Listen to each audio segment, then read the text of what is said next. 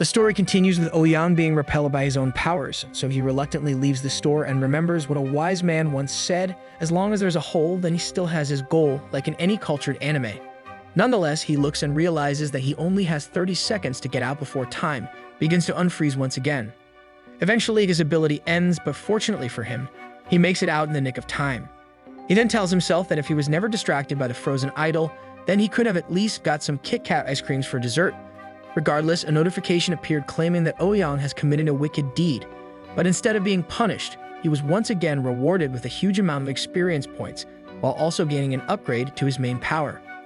This dumbfounded him as his hero, Dio, underwent the time chamber to only freeze time for a few seconds, yet in a few days he can already stop time for more than 10 minutes. Furthermore, he's now also able to choose who gets frozen, rather than everyone be frozen at the same time. As such, he mumbles to himself that it actually seems like him becoming a demon king is about to be reality.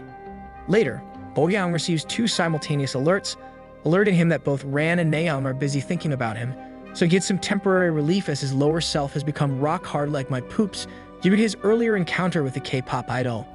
However, he's now in a sticky situation as he can only choose one, so with some turntables, he refuses both choices and proceeds to tell himself that he doesn't need any of them.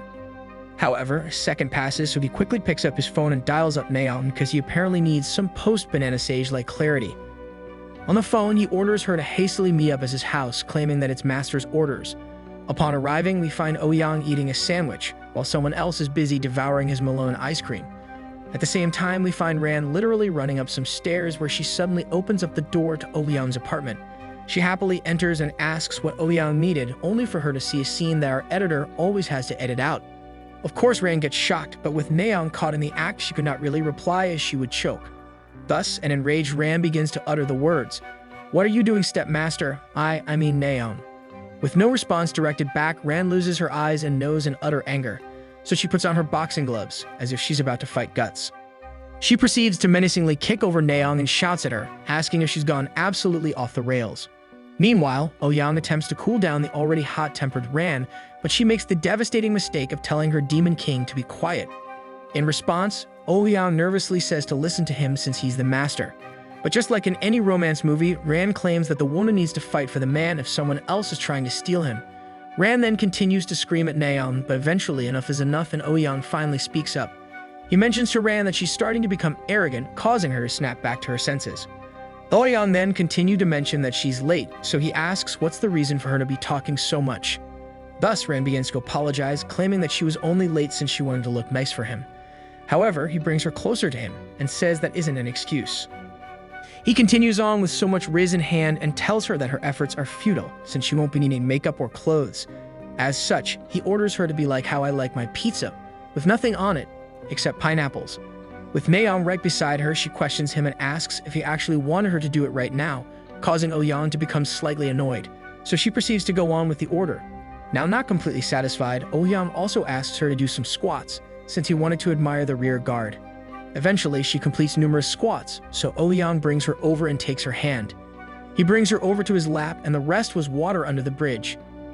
Afterwards, Ran leaves a remark of how Ouyang is so mean, but he actually acknowledges it and reminds her that was just for punishment for earlier.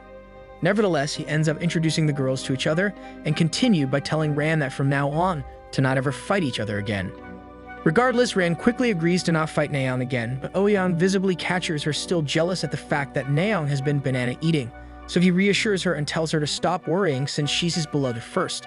In the end, he asks Ran for a favor, which she quickly agrees to. However, it turns out that he wanted her to teach Naeum some very specialized skills. He explains that since she's had a lot of experience with different bikes before, then she's a prime candidate to teach a noob like Naeum. Unfortunately for him, Ran instantly gets furious and retaliates like the Flash with a quick hit. Totally confused, he asks why she would hit him, only for her to claim that he deserved it for saying it that way. Anyways, she asks what he wants her to teach Naeum, so the duo ends up completing a full-on course on how exactly French became a love language. Throughout the entire ordeal, we always have Naeum begin speaking basic French, always needing the help of the experienced Ran. Nevertheless, our editor has to endure sitting in the dark by himself during these two very troubling chapters, so please comment part 5 down below if you want more. Back in the action, a hidden quest appeared telling Ouyang to see if he could make both girls happy at the same time. If he succeeds, we know he's probably going to reach a power level of over 9,000 as he gets ready to best his worthy rival, Ash Ketchum. With the quest on hand, he hurries to completion as Nayoung simultaneously reached the finish line with a single burst, allowing for Ouyang's completion of the quest. 2 notifications then appeared, rewarding with a new skill called Girls Link, coupled with more bonus stat points and more MP. Like a gacha game, another pop-up was hidden behind the others, letting him know that his incubus has become stronger, allowing for a subset passive named Weakness to be activated. As he collected his new powers, his soul accidentally gets taken over by Santa just for a few seconds. Afterwards, he gets close to Nayoung's ear and whispers a thank you to her as he continues to cosplay a jackhammer. Suddenly, in the middle of cosplay, his new subset passive activated, causing him to start seeing light at specific points of the body. It turns out to be a weak point skill that leads to ultimate destruction, so our boy goes demon mode. With such overpowered skills, he mumbles to himself that this is basically cheating. Regardless, he decides to activate Girls Link as well, allowing him to share whatever Nayoung is feeling to someone else that has an interest level of over 20. It's then revealed that he can link Nayoung with only 2 available people so far, Kim Ran or Park Nami. Luckily for Nami, Ouyang hasn't yet gone fully rogue as he decides to link it with Ran. It's then revealed that the skill actually works perfectly, so unfortunately, we have to skip an entire chapter of culture.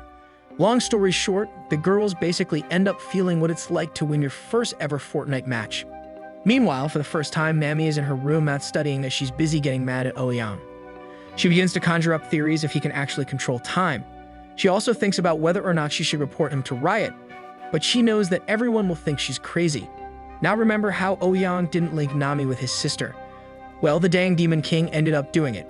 The next day then happened upon them, where Nami ends up being jolted awake, so she begins to think that everything that has happened was actually all just a dream. It's also revealed that with Girls Link, she's having a very hard problem moving around due to succumbing to the powers of Ouyang. She then realizes that it's already past noon, so she begins to freak out as she hasn't been able to study at all. Thus, she mentions to herself that she's screwed. Suddenly, her door begins to slowly open, which begins to scare her, almost as much as I get scared when I play Roblox doors. Instead of being smart and preparing for defense, all Nami does is ask, "Who's there?" Luckily for Nami, all she hears is her sister calling her. Now finally relieved of the perceived threat, she begins to head towards the door to see Nayeon. However, upon closer inspection, she finds her worst dreams have come alive. She then begins feeling humiliated at the sight of Ouyang, only for him to chat up and ask if he can come in for a bit, causing Nami to begin hysterically shouting at Ouyang to get out ASAP or else she'll report him for forceful entry. Nayeon then intervenes asking her to stop, but Nami begins calling her using her full name, so we know things are about to get heated. She then proceeded to hurl insults at Ouyang, but all Nayeon could do is flash a creepy smile coupled with the words claiming that Ouyang is her master. Now in utter disbelief, Nami asks her what the heck is happening, only for Nayeon to explain that she's here to introduce her master to her own sister. She continues by saying that it's okay, and she'll understand once she plays with them. Now this is the exact moment where we should begin hearing shouts of Roll Tide Baby.